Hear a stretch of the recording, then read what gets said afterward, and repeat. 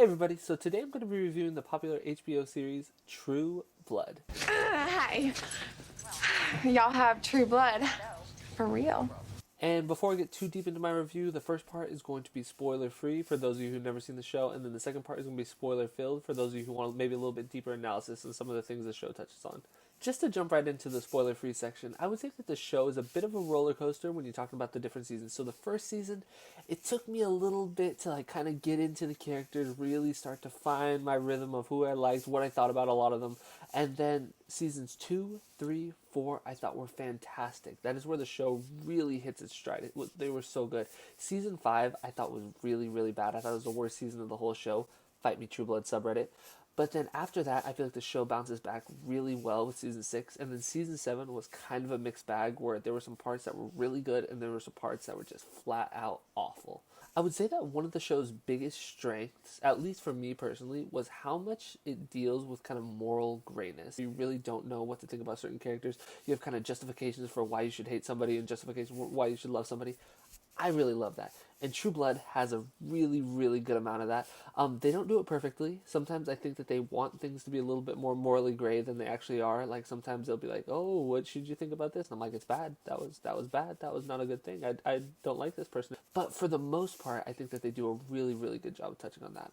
The next thing that has to be addressed is the effects. So the effects for the show actually start off really, really cheesy.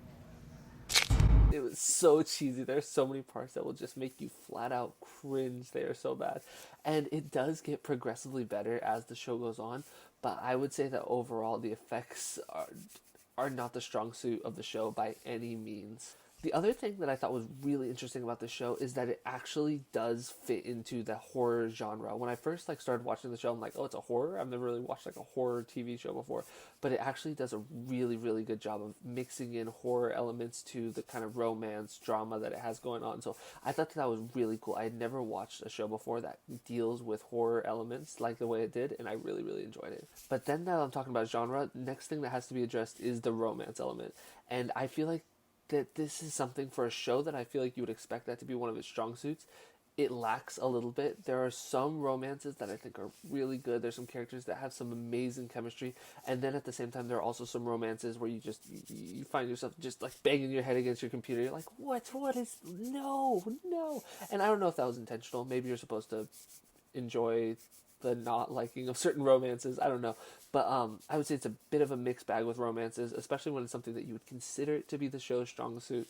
Not always. And then another just basically really cool element of the show is it does a really good job of showing how these kind of mythical, fantastical elements such as vampires would fit into the real world. That's one of the kind of cooler things is it kind of touches on like how people would actually act if there were vampires, like if we found out that there were vampires.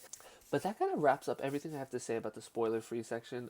I would say that I really, really enjoyed the show, and I would highly recommend it to anybody looking for something. Maybe not, you're not going to get like Breaking Bad level of a show with this, no like Sopranos or Game of Thrones level, but this is a really, really good show. It's HBO quality, so that I feel like HBO puts out some really good shows. So I would highly recommend it to anyone looking for something maybe not so serious, something a little bit more fun. All right, so now to jump into the spoiler-filled section. So if you haven't seen the show, I'm going to talk about the spoilers and everything that goes along with the ending. So don't go any farther if you don't want to get spoiled. Coming off of season 7, the first thing that has to be addressed is Tara did not deserve what happened to her. You're not getting me fired. I'm quitting.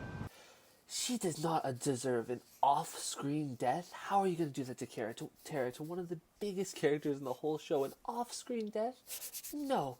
And after they had already really kind of ruined her character, not ruined her character, but just like, I don't get why she had to hate Sookie after she became a vampire. Like, I get it, like, oh, she doesn't want to be a vampire, but don't take it on Sookie. Sookie saved your life. I just don't get it. And she did save Sookie's life, but come on, we gotta be better than that. But an off-screen death, horrible. That right there, huge, big red X for season 7. Next, we gotta talk about Alcide. Same thing. Obviously not an off-screen death, but he deserved more love than that. They literally just killed him off because he was inconvenient to the Sookie Bill romance story.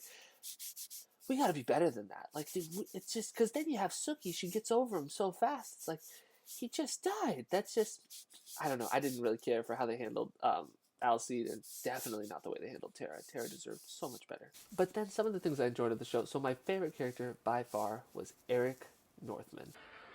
Eric, it's the new me. You like?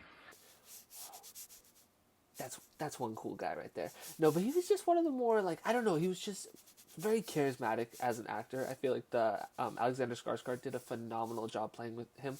I feel like with Eric, you had probably, in my opinion, the most emotional scene of the entire show. When Godric dies, the emotion that you get from Eric in that scene is so real. It is so real. You have this guy who Eric had been with Godric for over 1,000 years, and you really feel how much he's hurting, like the loss of Godric. And honestly, throughout the whole show, I feel like the best emotional moments kind of come from Eric, which is weird because you wouldn't really expect him being this emotional person. But I feel like the character was just so dynamic that you really got a lot from him. It's the same thing. Eric, Sookie, favorite romance of the whole show. They had so much chemistry. I get it. It's a little weird in season 4. Like, he forgot all his memories, and like he was very, very kind of immature, and so it's weird that Sookie was attracted in that way. But before, leading up to Eric losing his memories, the chemistry between them was so nice. I loved it so much. There was so much like tension between the two. I really, really enjoyed that. And then he loses his memories, and you see them finally like get together, and you're like, oh, this is great. And then he gets his memories back, and you're like, ah. The tension's gone. They really just like kind of stopped doing the romance after that. I really wish they had continued with it. Close second though, when it came to favorite characters, would have to be Jason Stackhouse. Hello? Police! Jason?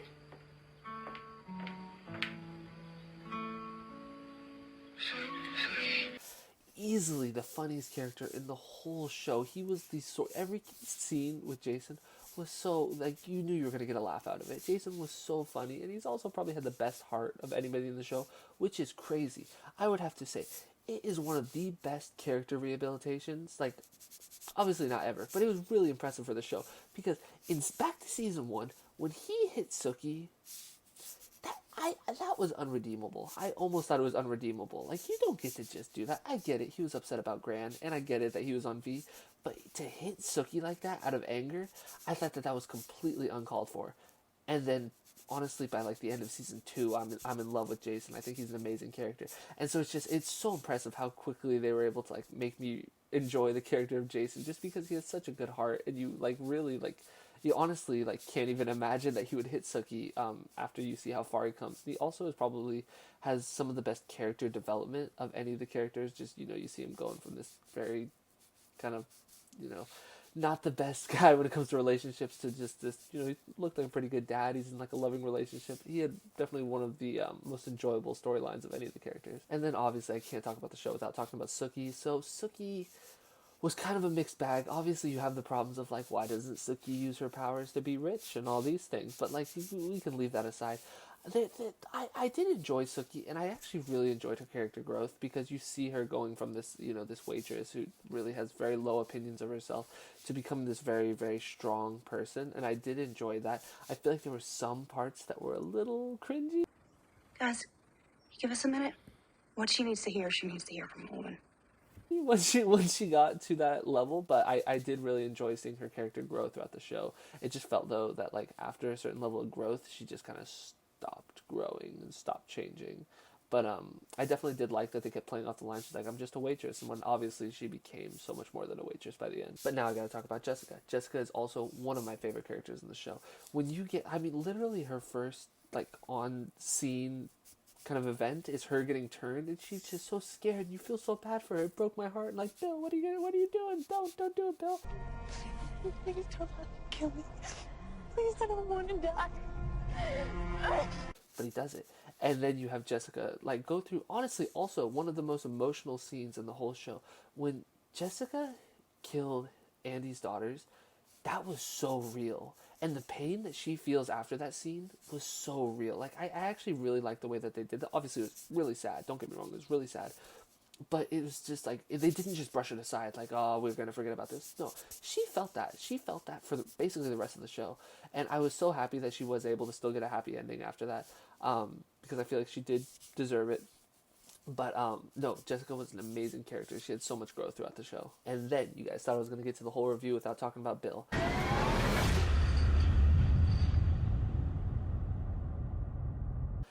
Bill is a character where so many times when they showed his, like, what he used to be doing with Lorena, at first, when he was like, they were going around and they were like, there was the one scene where he was like literally torturing those two people before he killed them, and it was horrific. I thought that was horrible. I'm like, how are we supposed to come back from this and enjoy Bill? Like, he was just an awful person.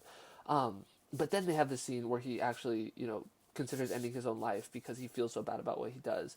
And then it really became like, okay, you understand that, like, while you might be mad at him for what he did, nobody was a bigger critic of what he did than himself. He had so much self-loathing as a character that you really couldn't blame him that much.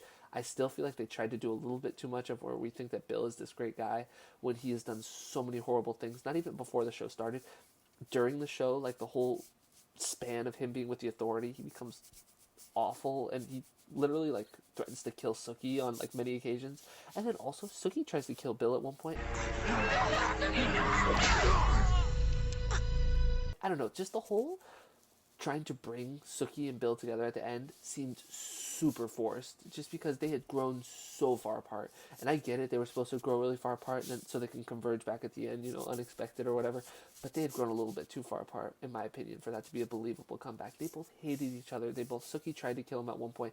Bill at least threatened to kill her multiple times. I don't know if he ever actually tried to do it, but it really didn't make sense for me for that. And so I did kind of like the ending for Bill. It made sense for him to have Sookie kill him, you know, hoping to, like, basically set her free of everything that had been going on with her. She kept her fairy powers, so, like, you would assume that vampires would still be attracted to her, but I guess that's just not an issue. So anyway, those are my opinions on the show. I really hope you guys enjoyed this review. If you disagreed with anything I said, please leave a comment below. I would love to know what you guys think if you guys have seen the show. If you enjoyed the video, make sure to like and subscribe, and have a great day.